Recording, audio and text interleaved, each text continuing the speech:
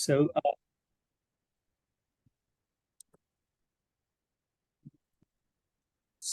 thanks very much for the opportunity to be here today, and I appreciate everybody's time. It was very nice hearing your introductions.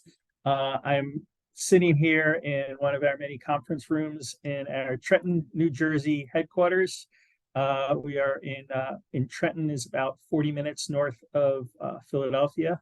And as you can see, the artwork behind us, all our entire headquarters is kind of like decorated in all kinds of upcycled trash. Right here we have a license plate, and here's Colorado right here, nice green license plate. And I'm sitting off to the side because I was told, it was brought to my attention that if I sit in the middle, it looks like I have giant Mickey Mouse ears with this background here. So I'm going to sit off to the side. So I'm going to share my screen.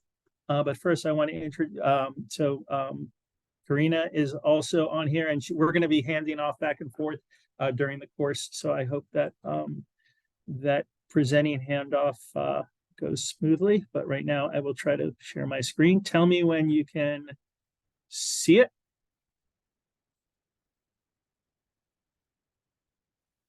And you should all be seeing a giant, big giant QR code. We can see it. Excellent. So, I'm going to ask. So this QR code is a QR code to my virtual business card. So I'm going to ask if you'd like to, please just aim your camera at it and go to the link and save that. And you can, if you'd like, you can send me your contact information as well. Just an easy way to stay in touch and for you to contact me and my team should you have any questions about this or any other Terracycle program. I encourage you to please reach out. When you download the card, you'll also see there's a link on it that allows you to set up a time to chat. It'll access my calendar, so you can just choose a time that's convenient for you, and then we'll have something on the calendar. So I'll leave this here for another few seconds. All right, anybody who still needs time?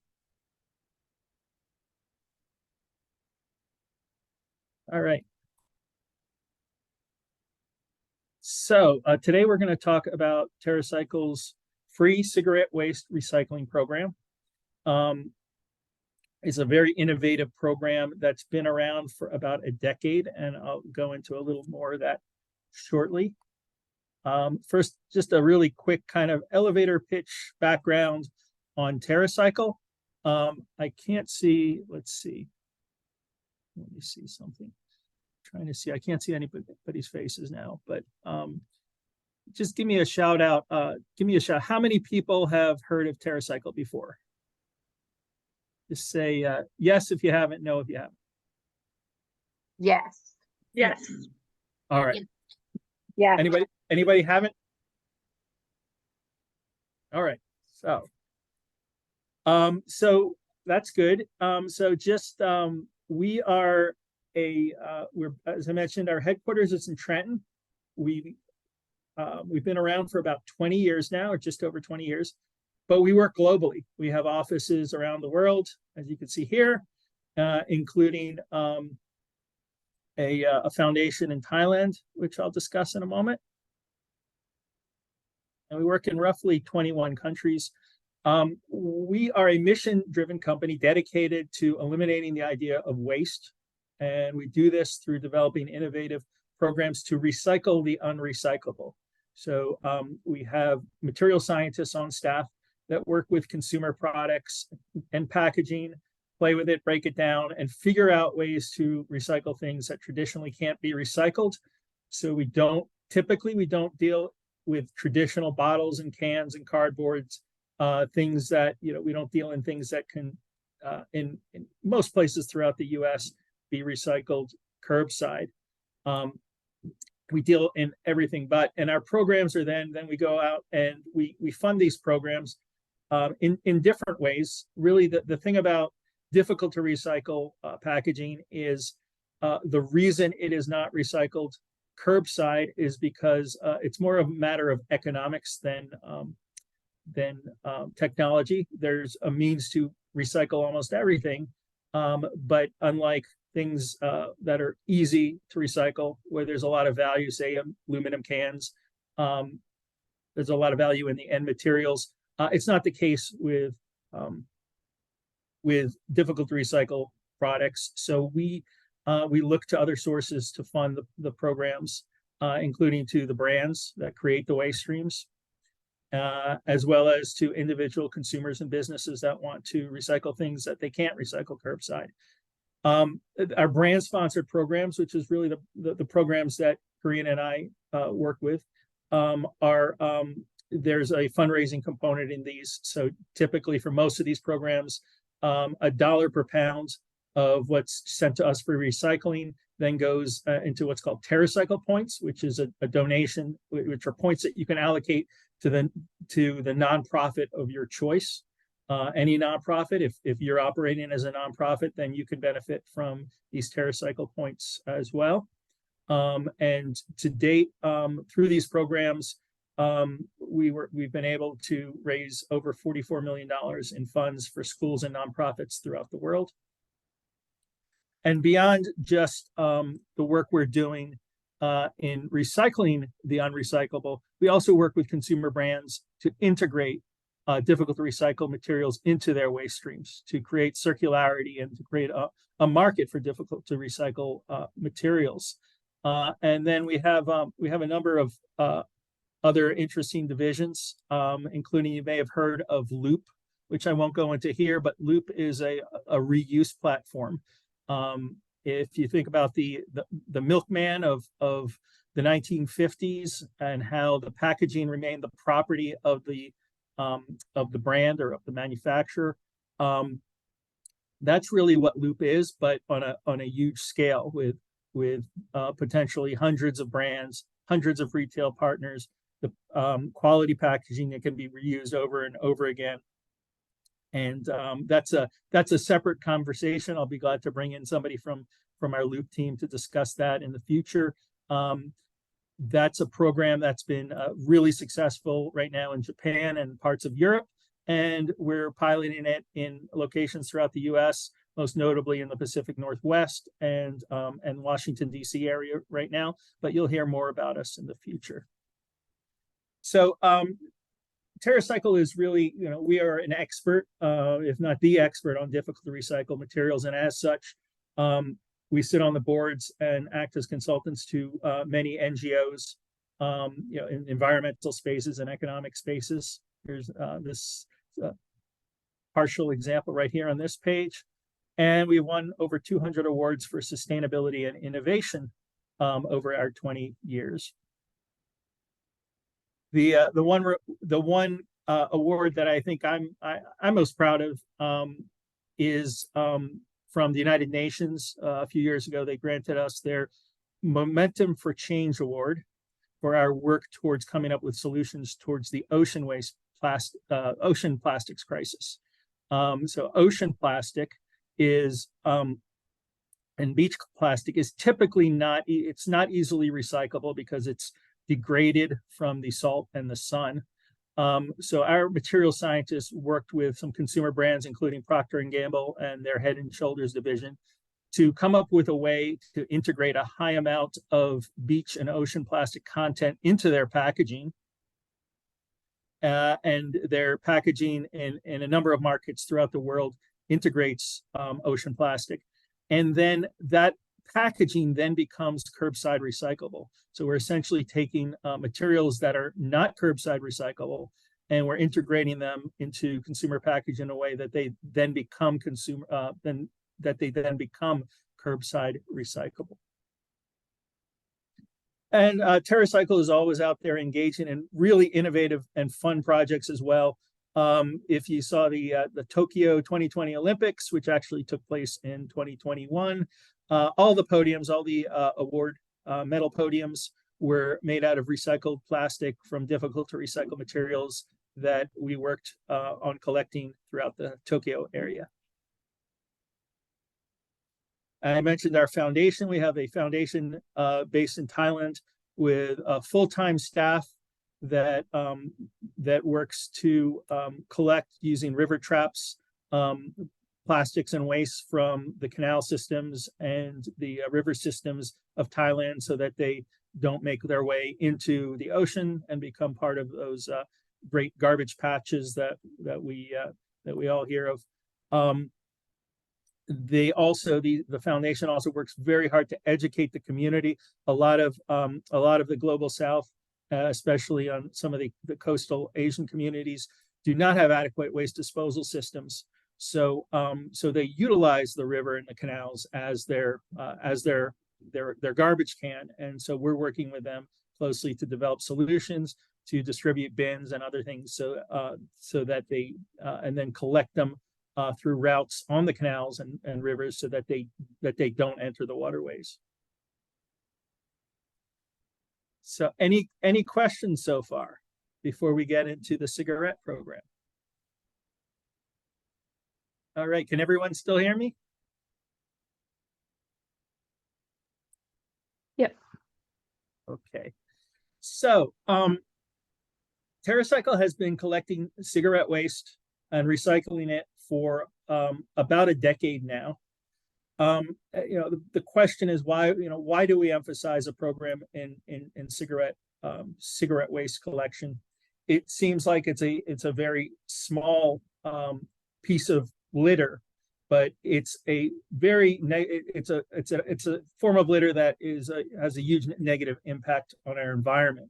So about a decade ago, we challenged our material scientists with coming up with a way to recycle cigarette butts, thereby creating an additional incentive, other than the obvious, we want litter-free streets, but creating an additional incentive through creating recyclable cigarette butts, or recyclability of cigarette butts, to help incentivize the proper disposal by smokers, by non-smokers, by communities, by businesses and NGOs.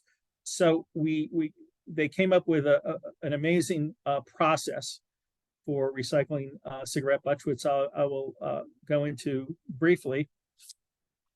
To date, this program has recycled in the US roughly 250 million, that's billion with a B, cigarette butts. And in Canada, where we also have a similar program, we've recycled about 100 million cigarette butts there. Okay, now I'm going to hand it off to Garina, who's going to try to share a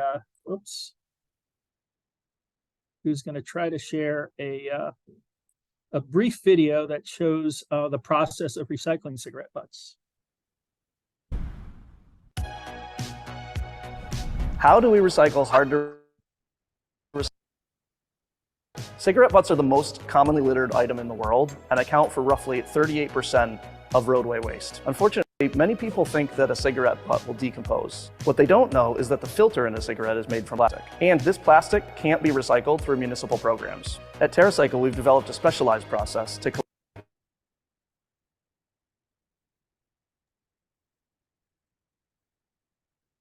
Oops.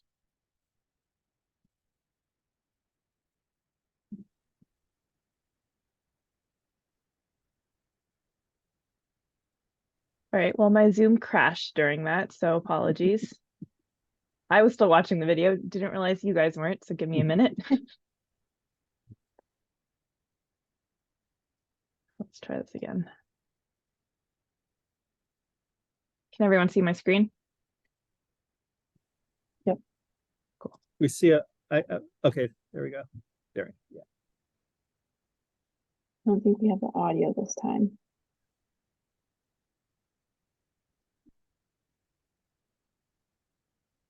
We don't have audio?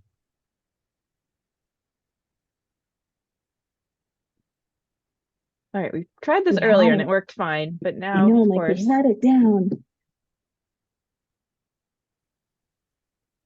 third time's a charm. All right, let me know if you can all see this. Not yet, we just see a blank screen. There we go. Yeah. Cool. How do we recycle hard to recycle waste like cigarette butts? Cigarette butts are the most commonly littered item in the world and account for roughly 38% of roadway waste. Unfortunately, many people think that a cigarette butt will decompose. What they don't know is that the filter in a cigarette is made from plastic. And this plastic can't be recycled through municipal programs. At Terracycle, we've developed a specialized process to collect and recycle cigarette butts. When you send us your shipment of cigarette butts, we receive it at one of our many Terracycle material recovery facilities. There, we first scan it in to register the shipment information, including weight, date, and the type of material collected. The shipments are then aggregated so they can be efficiently sent to one of our many processing partners. When the shipments are opened, we do a visual inspection to sort out the outer packaging from cigarette packs. This flexible plastic is recycled through our flexible films recycling process. The cigarette butts are shredded so we can better separate their individuals. The shredded material is screened to separate the tobacco. The remaining material is then washed to remove contaminants such as ash and tar. The water also further separate paper from cigarette filters. Wastewater is recirculated and then sent to a wastewater treatment company for safe disposal. The washed, shredded material is separated through sink float separation. This uses water to separate commingled materials based on their density. Paper and any remaining tobacco sink to the bottom. They are then removed, dried, and mixed with other organic materials to create compost. The cigarette filters, which are made from a type of plastic called cellulose acetate, float in water. They are dried and then densified into powder. The powder is then sold and used in products like hand tools and buttons. And that's how we're rethinking waste when it comes to cigarette butts.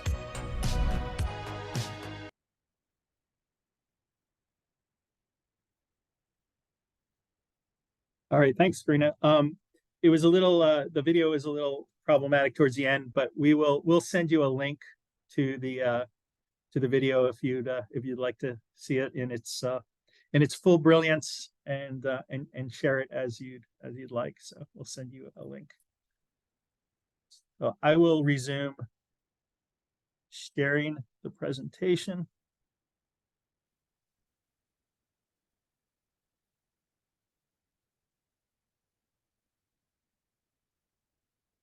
Okay, tell me when you could see my screen. You can see it. Okay. So as the video demonstrated, we go through a process of collecting, processing, and converting the cigarette waste into new products, and those range as that was as the video mentioned, that some of the things we create out of it are tool handles, buttons, and we also, if you can see right here, I'll stop sharing for a second.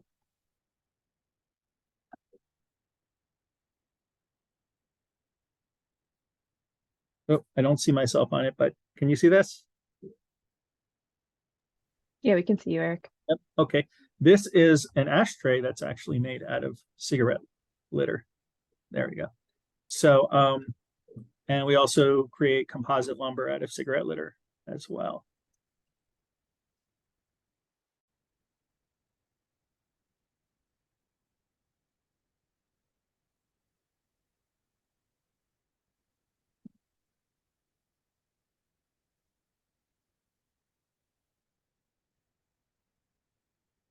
Oops. Let me try sharing again. It's being a little wonky.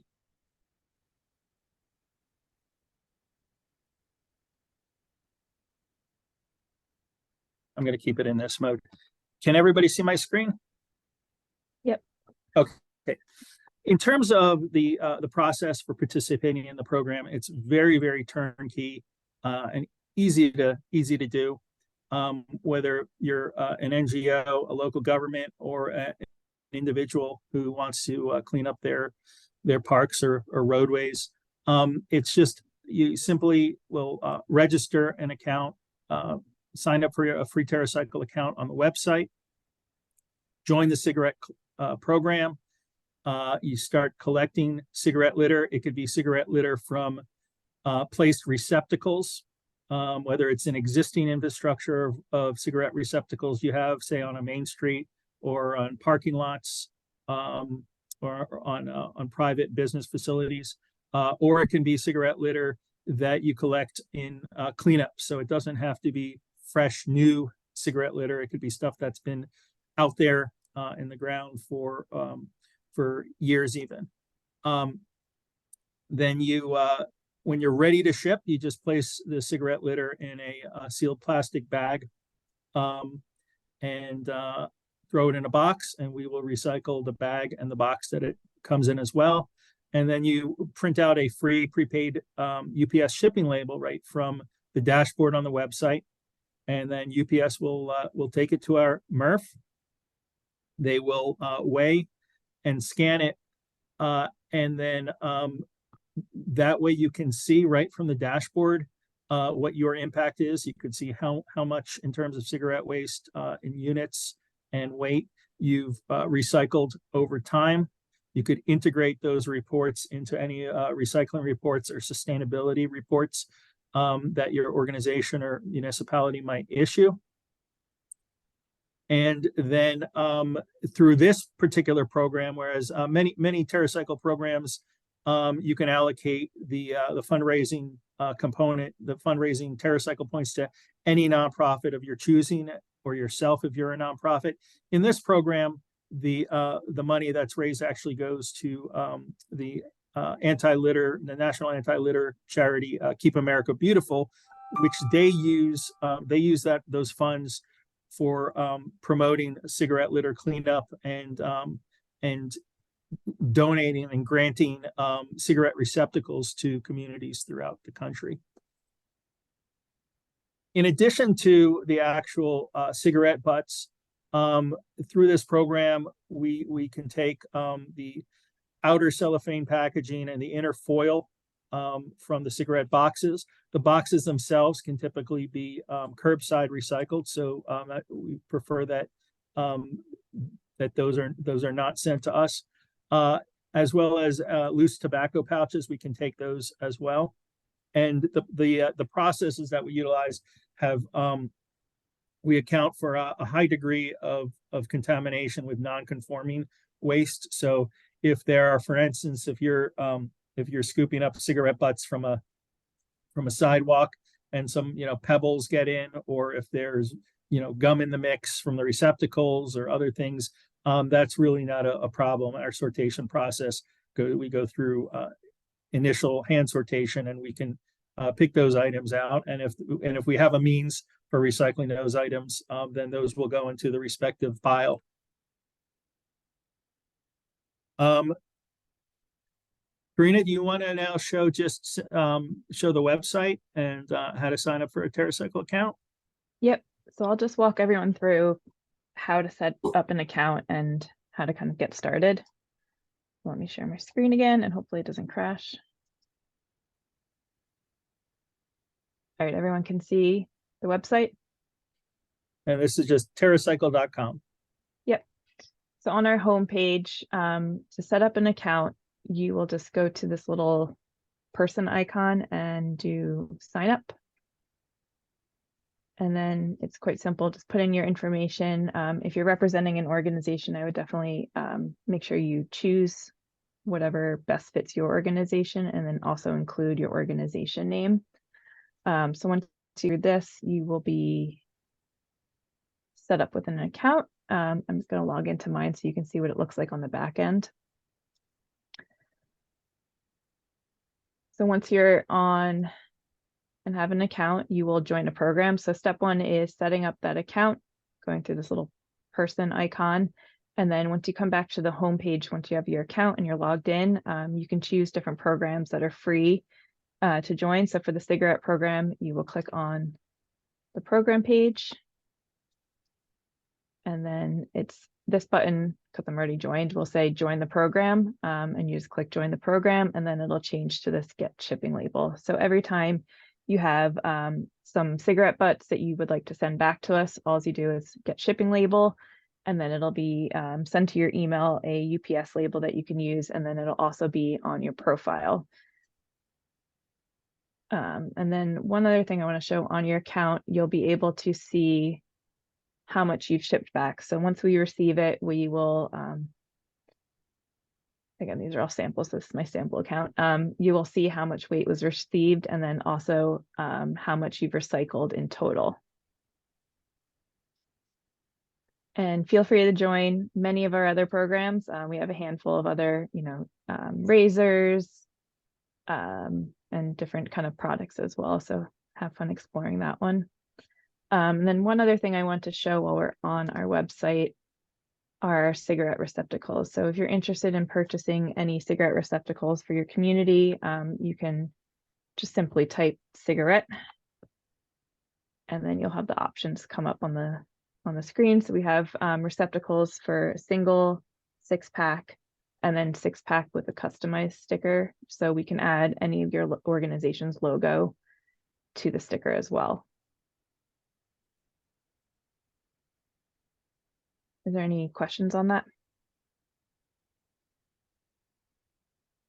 And I want to mention a couple of things. First of all, we do offer receptacles, but there's no obligation to purchase receptacles from us to participate in the program. If you have an existing infrastructure, we encourage you to use it.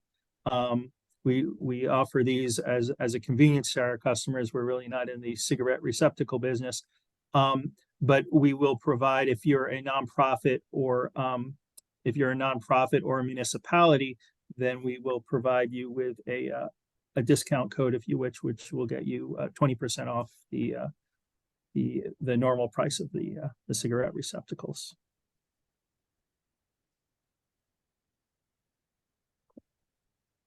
All right, I'm going to share again. Like a relay race. Here's the baton. So, oh, actually here, let me stop sharing. I got just a couple examples here. It's weird because usually I can't see myself, but oh, now I can see myself. So I just want to show you a couple of things. So first of all, these are the receptacles that Keep America Beautiful distributes to communities free of charge. So if they're in limited supply, but we can help you if you're interested in getting a grant of receptacles from Keep America Beautiful. I could connect you with them. So feel free to reach out to me at the QR code at the beginning of the deck, and I'll put you in touch with the folks there. And there's a form I can get you that you fill out, and then you get onto the list. And right now there's a wait list on those, but when they get resupplied, then it's kind of like on a first come first served basis. These are really nice, durable receptacles. And again, if you get the grant, they're free of charge. They have a common padlock at the bottom. You unlock the padlock, and then you have a tube right here, an aluminum tube, where the receptacles would fall into. You would dump them into like a 5-gallon pail or bucket that's like lined with a trash liner. And then typically the folks that service these will go from receptacle to receptacle in a community, and then just keep pouring them in. And then you lock this up here, and you move on to the next. And the receptacles, these are rather large, and I'll show you our version in a second as well. Both of them are rather large. These will both accommodate about 800 or so cigarette butts, which in most cases, these do not have to be emptied on a weekly basis, unless you're in Times Square or something like that. It's just the kind of thing, typically once a month or so.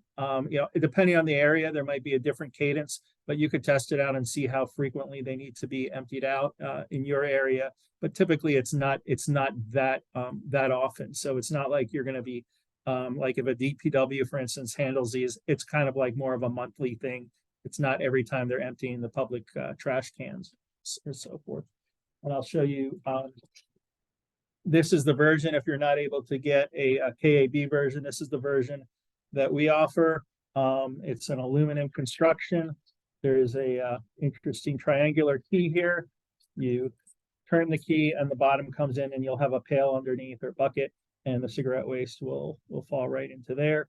Both these versions are really nice. They're water resistant, fireproof, and they do the trick well. But any receptacle out there, if you're able to find a source for other receptacles, we encourage you by all means, see what's out there, see what you might have in your community that you can get grants for, and start start collecting and shipping us the waste. It's a really easy to operate program. Eric, do And you want to talk a little bit about shipping? Some yeah, guidelines for shipping? absolutely. Yeah. Last thing on the receptacles. So as Karina mentioned, our receptacles, Keep America Beautiful receptacles do indicate that that the contents are recycled, and our receptacles come with stickering that does as well. And we can provide you with a customized sticker that's customized with your community or organization's logo if you'd like that. And in terms of the packaging for shipping it, UPS, you can ship between 0 and 70 pounds per UPS label. Again, they should be shipped to us in a tied up plastic bag or a trash liner. You can double bag it. That's helpful as well. The bag will be recycled as well when we get it. You can ship, you can download as many labels as you want for shipping the cigarette waste. So you take the bag, place it in a box, seal the box, and then slap on the free label. So you could download, if you have more than 70 pounds, you can create 3 or 4, or however many shipments you need, boxes you need, and then you can download a separate label for each box. What you don't want to do is download one label and then print multiple copies of the same label, because we're able to track your shipments using the UPS barcodes. And if we're seeing the same label used multiple times, it'll overwrite the data, so you won't have a true reflection of how much waste that you've shipped to us. So the data would be inaccurate. So please, you can download as many labels you need, but please use each one once. So I am going to go through a few quick case studies. And hold on one second. I have to stop sharing and then start sharing again so you have sound.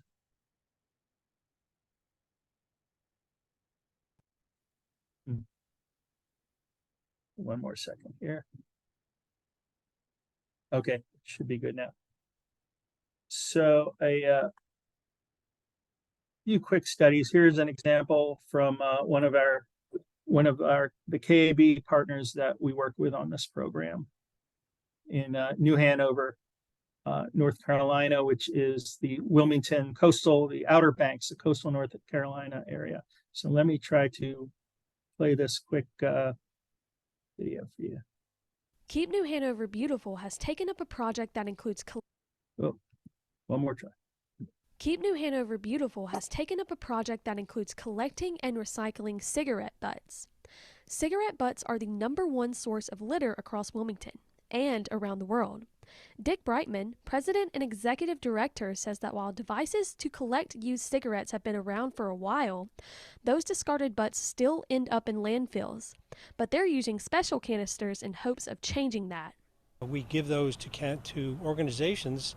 We install them, we service them, and then we replace them when the weather has beaten them up so much that they can't be used anymore. And that's the primary means for collecting our cigarette butt filters. Once collected in the canisters, they are sent off to a company in New Jersey called Terracycle. Terracycle then separates the paper, tobacco, and filters. The paper and tobacco are composted, and the filters broken down in an 8-step chemical process so that they can be used in wood manufacturing and furniture. A product created by Terracycle was actually sent to Keep New Hanover Beautiful to be locally enjoyed. The picnic table weighs 700 pounds. As I say, it's 8 feet long, and it's a monster, and it's made out of recycled filters. And it is now sitting in the beer garden of Wrightsville Beach Brewery. And we're happy for that. Keep New Hanover Beautiful is #8 in the nation for organizations collecting and recycling cigarette butts. They have collected almost 2 million units of them since spring of 2017. In Wilmington,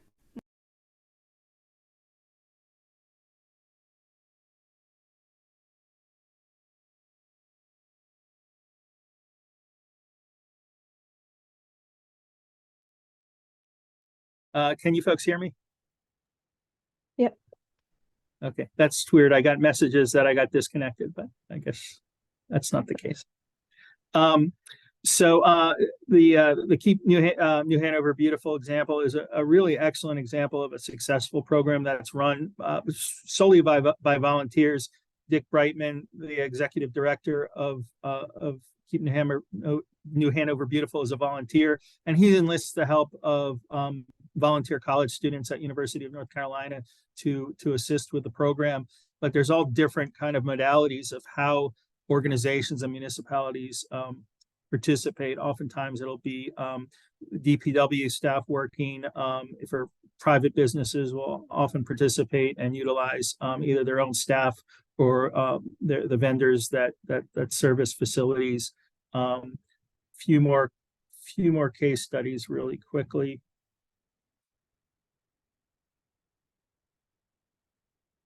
Oops.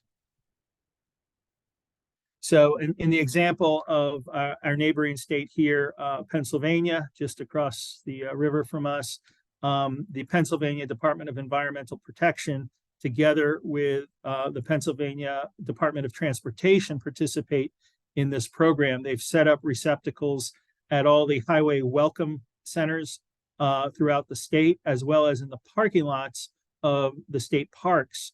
And they ship us their cigarette waste from these receptacles, as well as cigarette waste from cleanup activities for recycling. Private businesses as well.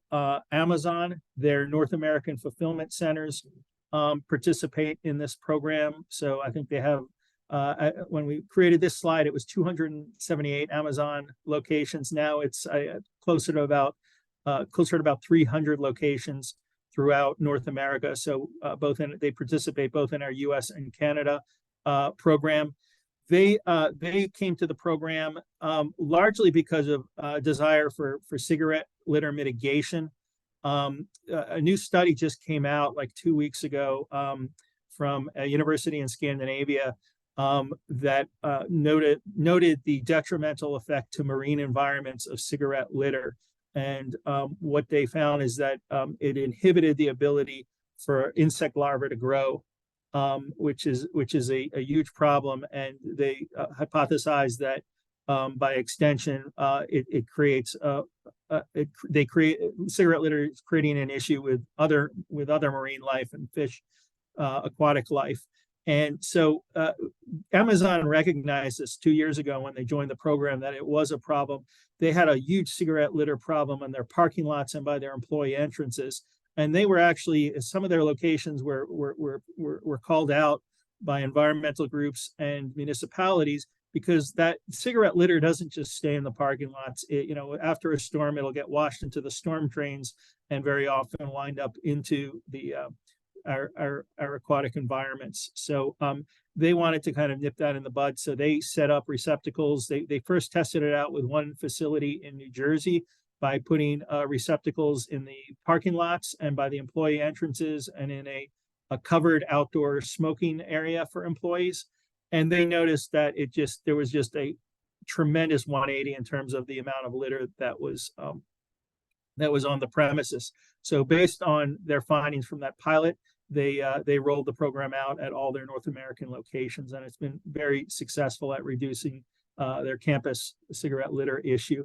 KAB has done a lot of studies around cigarette litter, and what they find is that where there are receptacles that are placed and appropriate signage, there tends to be around an 80% reduction of the cigarette litter within eyeshot of the receptacles. So it can have a tremendous positive impact by placing receptacles.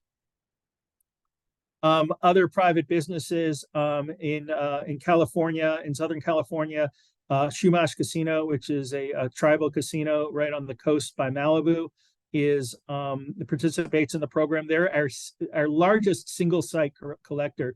They've been participating for about a decade now since the program was first rolled out. And to date, that one location has recycled approximately 29 million cigarette butts, which is kind of gross when you think about it.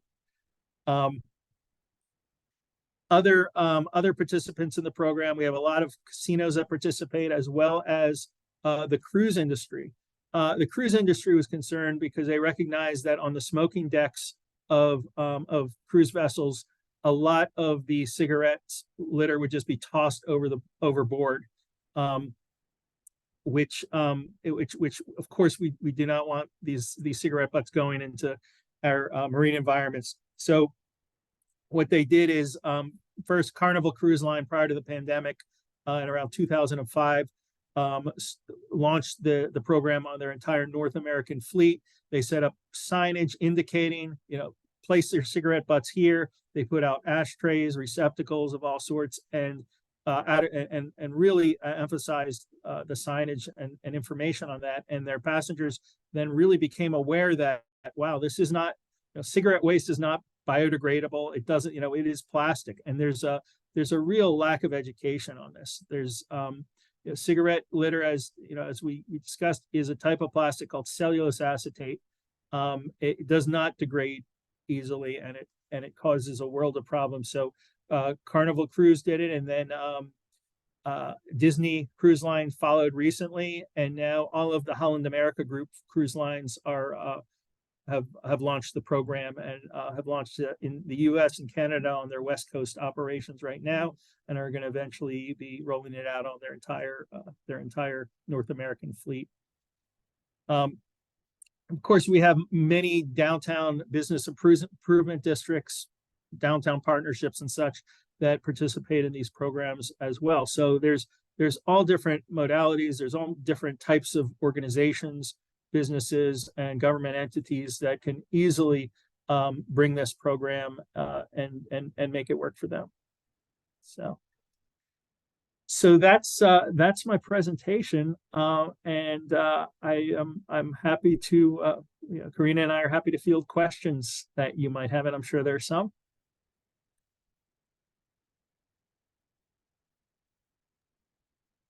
Liz, you had a couple questions that were in the chat.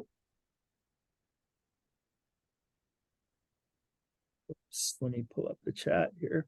I think the questions I had in the chat were answered in terms of the shipping questions and examples of other receptacles. I asked that question, Eric, just as you were showing us the Keep America Beautiful receptacles. Oh, okay. One of the things that I think would be of concern to cities that can't afford to buy yours and maybe don't get in on the Keep America Beautiful ones, what other, it needs to be fireproof, it needs to be somewhat sealed. By the design, it looks like that the design of your container and the Keep America Beautiful container both seem to minimize odor escape. Mm-hmm. And are there other containers that could be used in that way? Yeah, certainly. Our own receptacles, we've gone through a process over 10 years of offering different receptacles, and we've settled on the one we use now, which has gone through a number of iterations to assure minimalization of escape odor, primarily because the hole is so small. It's placed on the side, not on the top.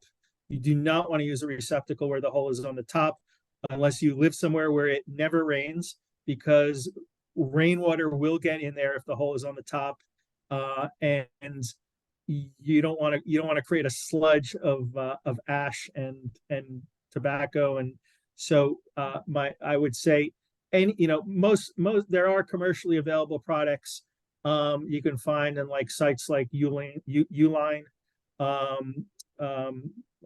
and even Amazon has a bunch of receptacles on there. Typically you get what you pay for. There are inexpensive alternatives which may be fine if they're like in a covered outside area, but I'd be typically they're priced according to quality, not always, but often. But there's a whole variety, and I would say before you invest in getting dozens of units, I would take one, look at its durability, look at how is it aluminum. Aluminum is going to be more durable than steel, unless it's a really well coated steel, like the Keep America Beautiful one is. But first and foremost, make sure that the holes are on the side, not at the top if it's going outdoors. And you can find products at different price points, but I would order one sample before you commit and kind of test it out.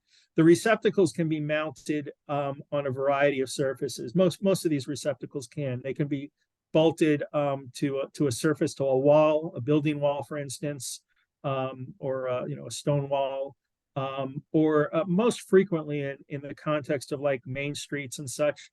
They're strap mounted using steel banding or steel strapping, or even like hose clamps. You could just reach around. It's as simple as placing it against a pole and then putting steel strapping or hose clamps, several hose clamps around the back.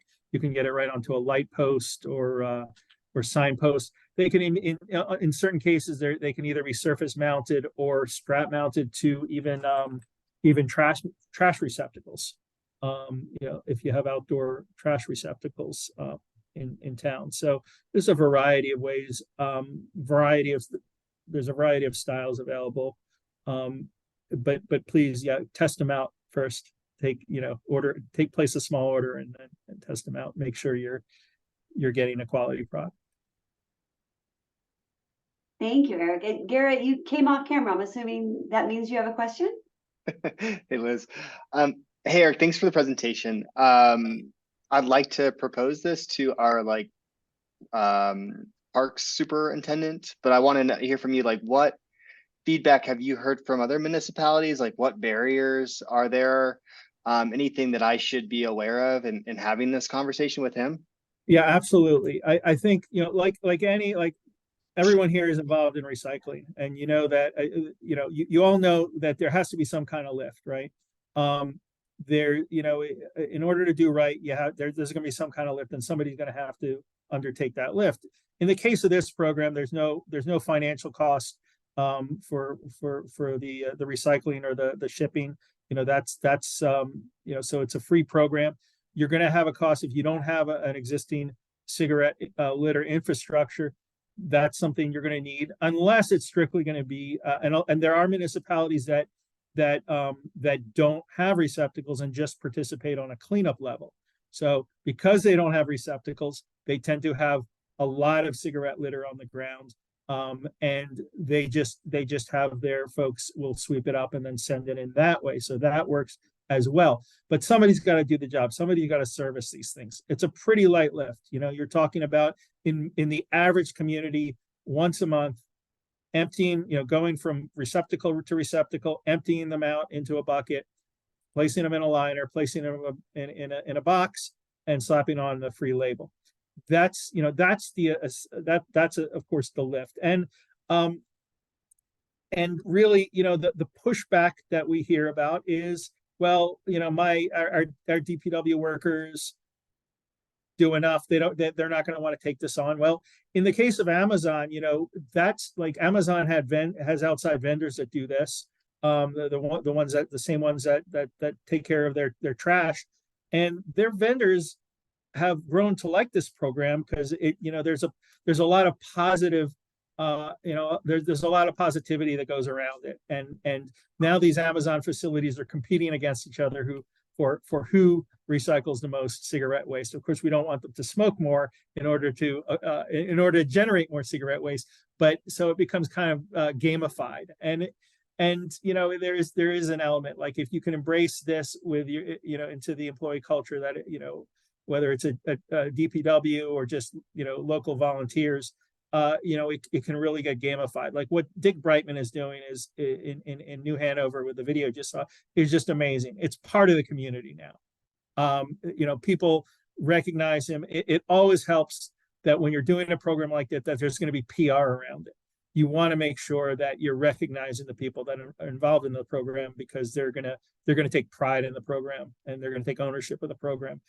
I do want to mention also, I think I might have slipped. I do have a slide that I think I accidentally passed over, but we have Terracycle has just an amazing PR team that has a spotlight collector series where we take our partners in this program, the organizations and municipalities that participate, And we'll generate a press release after an interview or filling out a simple form. We'll generate a press release and we'll put it out there to all your local media. So we'll essentially be, and there's no charge for that. We'll essentially act as your PR team for getting the word out on your participation in the program. And there's just so many articles out there on our participants. I think the program, the video you saw from a local news station in New Hanover was a result of our PR campaign there. There was just a write-up maybe a week or so ago in Tennessee. The Dollywood Amusement Park in Tennessee participates. There was a great write-up in a paper there that celebrated, like they reached something like 350,000 cigarette butts off of the streets of the Dollywood Park in the course of, I think, a year or two. So there's all kinds of, by really making by integrating PR and press and really, it's something that that's how I would suggest going at this when you're dealing with some, a decision maker on this who may be skeptical. And the other thing I want to say is, like, we do, like, people sometimes we'll get asked, these things are being shipped from here to there and then to your, and then they're making their way to the processor. We do life cycle analyses on our programs, and the reality is that the shipping logistics involved in this is negligible as compared to the positive benefits of keeping these things out of landfill, out of incineration, and most notably, and this is something that a lot of people don't consider. You're negating the need to mine for new virgin material, and in the case of cigarette waste, or in the case of any plastic, cigarette filters included, that virgin material is of course petroleum. So there is a definite environmental benefit of doing this versus doing nothing. And certainly the litter mitigation component of that, by keeping it out of your waste, out of your waterways, where I think there was one statistic that said that one cigarette butt renders permanently lifeless 1 gallon of water, whether it's in a marine environment or a freshwater environment. And that adds up. If you have a parking lot with 10,000 cigarette butts, which is not uncommon, that's 10,000 gallons that you're making sure are not affected by cigarette litter that's washing into the storm drains.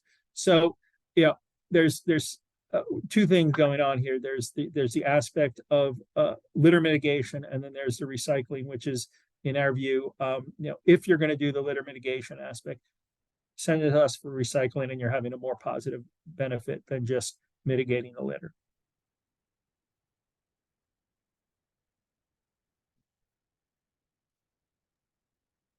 Thank you, Eric. I see in the chat that Michelle had a question about plastic bags.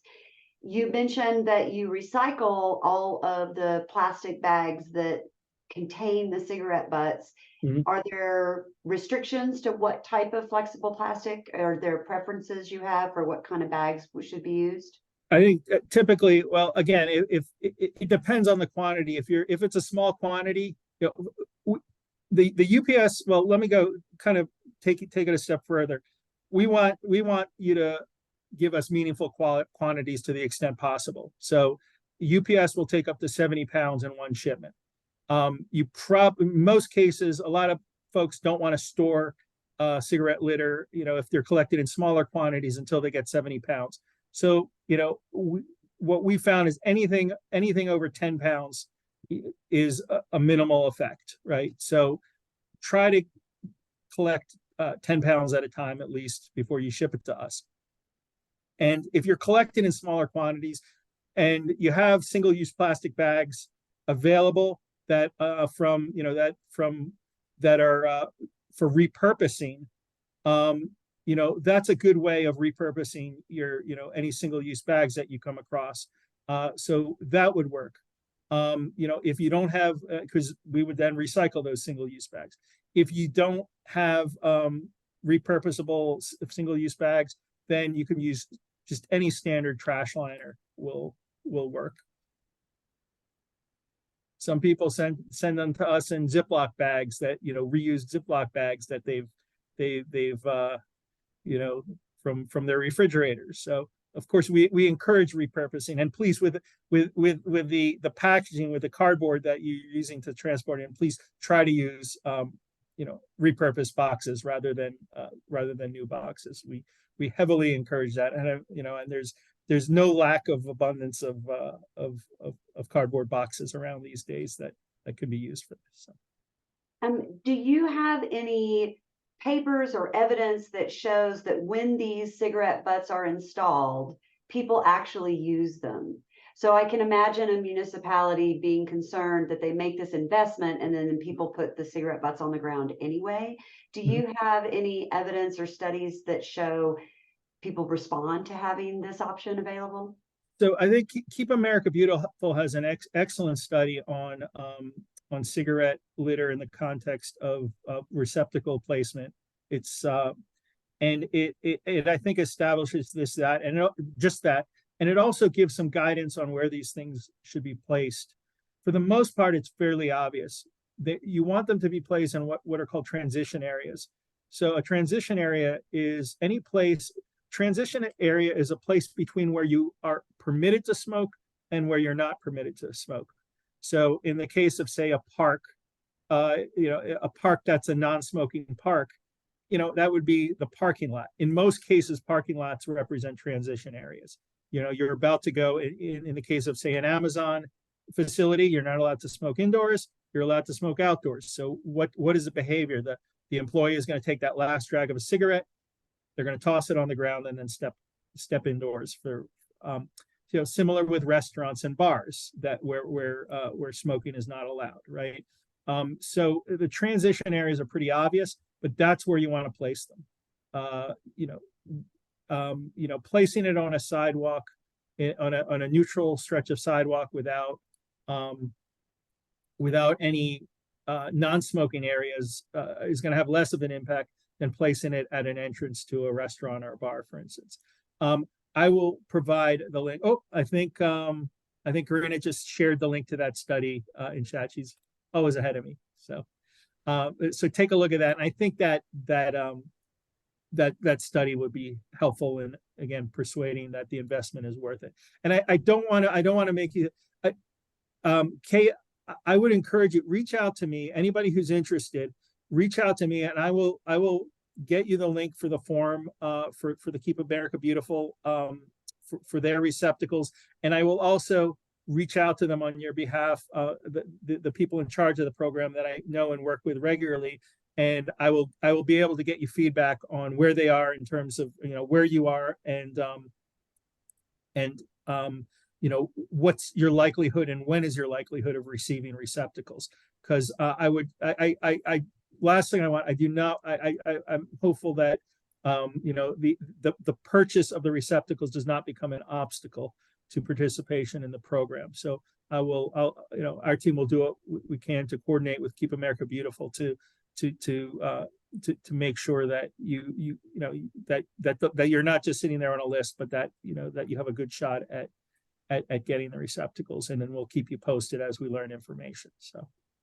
And on the receptacle front, I know there are a number of communities that have rather strict parameters about what they can place in their public spaces. They've got design parameters. So I see that they might need to have their own design to meet the aesthetics that have been established for the various. Yeah. No doubt, and we run into that from time to time. A lot of times in the context of like commercial developments and high-end housing developments, everything has to look identical. And usually the manufacturers that create the trash receptacles have, in most cases, they'll have a complementary design for cigarette receptacles as well. So where that's an issue, there's probably already an aesthetically cohesive solution for that in most cases, but it doesn't necessarily have to be exact. It just that's definitely a consideration that doesn't exist in some places.